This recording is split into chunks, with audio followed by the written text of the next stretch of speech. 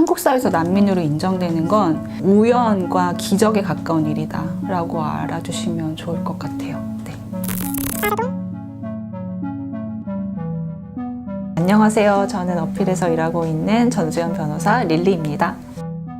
네, 일단 난민 신청 절차는 크게 두 가지 루트가 있어요. 공항에 도착하시자마자 접수하는 그런 방법이 있고, 하나는 입국하고 나서 관할 출입국에 가가지고 이제 난민 신청하는 방법이 있거든요. 그래서 일단은 이제 입국해가지고 관할 출입국 사무소에 가가지고 신청하는 경우에는 난민 신청서를 접수하고 그 다음에 얼마간 후에 면접을 한번 보게 됩니다. 면접을 한번 보고 그 다음에 난민 인정인지 불인정인지 나오죠. 불인정이 되고 나면은 법무부 난민위원회에다가 다시 이의 신청을 할 수 있어요. 근데 거기서도 또 기각이 된다 하면은 그 다음에 이제 법원 단계로 넘어가게 되는 거죠. 행정소송이 시작되는 거고, 다 아시다시피 3번까지 이제 소송을 해볼 수가 있는 거고요.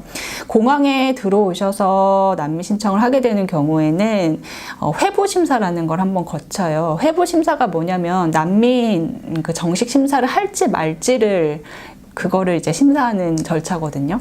그래서 명백히 난민 사유가 이 사람은 없다라고 판단되는 사람을 가려내고 바로 이제 송환시키기 위한 절차라고 보시면 돼요. 그래서 뭐 그 불회부를 할 수 있는 그 이유 중에 몇 가지가 뭐냐면 뭐 오로지 경제적 목적으로 들어왔다던가 아니면 여권 등의 위조를 해가지고 들어오셨다던가 뭐 이런 경우들 몇몇 가지 경우에 있어서는 불회부를 할 수 있는 것이죠.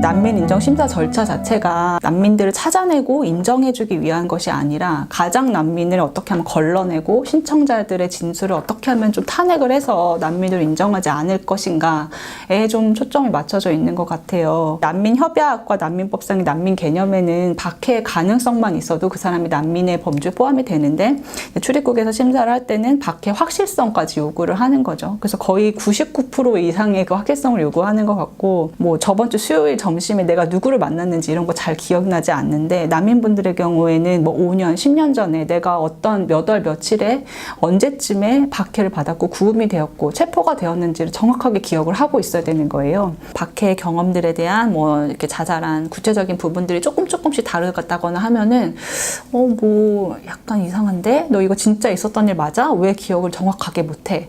너가 그렇게 구금당한 일은 큰일인데 어떻게 잊혀질 수 있어? 당연히 정확하게 기억하고 있어야지 라고 이렇게 얘기를 하시면서 이제 의심이 시작되는 거죠. 근데 사실 이렇게 뭔가 트라우마틱한 경험들은 오히려 더 사람들이 잊으려고 한다고 해요. 그 기억을 가지고 사는 것 자체가 너무 고통스럽기 때문에 오히려 더 정확하게 기억을 해낼 수가 없다고 하는데, 이러한 난민분들의 어떤 취약성 혹은 이런 부분 특수성들을 전혀 고려하지 않은 상태에서 그렇게 큰일인데 어떻게 기억을 못할 수 있어 라고 다그치면서 이제 가는 것이기 때문에 이런 진술만으로도 이런 박해 가능성을 인정해 주는 것이 아니라 직접 증거를 요구를 합니다. 예를 들면은 뭐 나는 언제 구금이 됐어요 라고 뭐 증거를 가져와 봐. 그래서 뭐 체포영장이나 구금 확인서나 뭐 판결문 같은 것도 제출하면은 그럼 이거 위조 아닌가, 또 바로 위조의 의심을 받게 되는 것이고, 그 결국엔 또 위조가 아니라는 거를 저희 측에서, 난민분들 측에서 다 입증을 해나가야 된다는 그런 어려움들이 좀 있고요.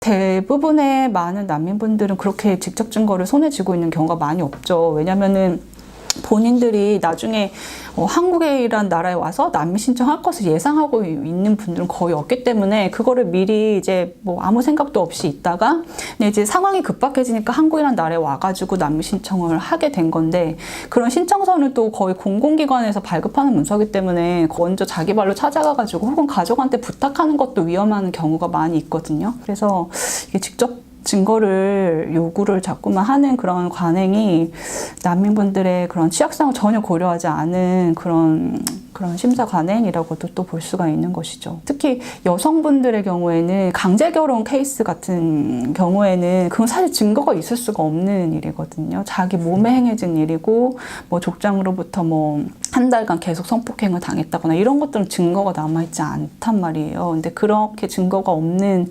경우는 진술밖에 없는 것인데 이게 또 진술이 잠깐 또 일치가 맞지 않거나 하면은 그마저도 또 남면 불인정되는 경우가 그래서 많이 생기게 되는 거죠.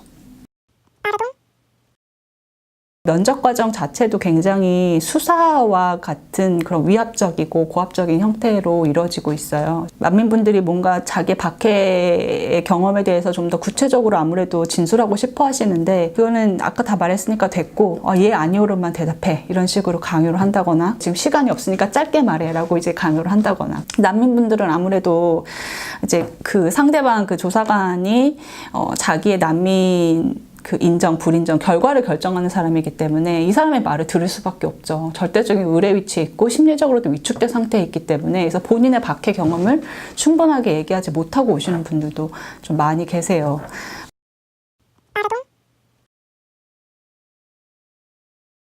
사실 그 심사하는 사람의 마음인 것 같다는 생각밖에 안 들더라고요. 그러니까는 직접 증거들이 아무리 많아도 이게 혹시 위조해 온 것은 아닌지 그냥 의심부터 해요. 제가 작년에 공항에서 불회부 처분 받은 분을 조력을 한 적이 있었는데 그분이 판결문도 제출을 했거든요. 공항 심사 때. 심사관의 말씀이 뭐랬냐면 이 판결문이 위조 같다는 거예요. 아무 근거 없이 그냥 이게 위조 같대요. 그래서 불회부 처분을 내렸다고 했었거든요. 느낌상.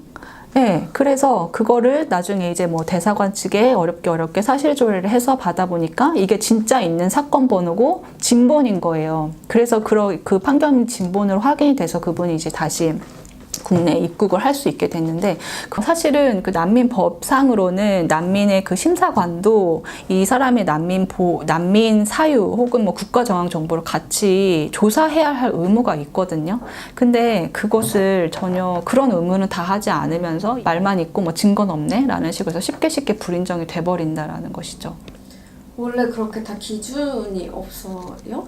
아니면 저희도 그게 너무 궁금한데 그래서 근데 그 사실 뭐 큰 틀 안에서는 출입국 내부에서 지침이 있을 수도 있죠. 지침이 있을 수도 있는데 결국에는 판단하는 사람의 마음인 거죠. 왜냐면은 출입국에서 1차 면접 조사 때 불인정이 됐다가 나중에 또 법원 가면 인정되는 분들도 계시거든요.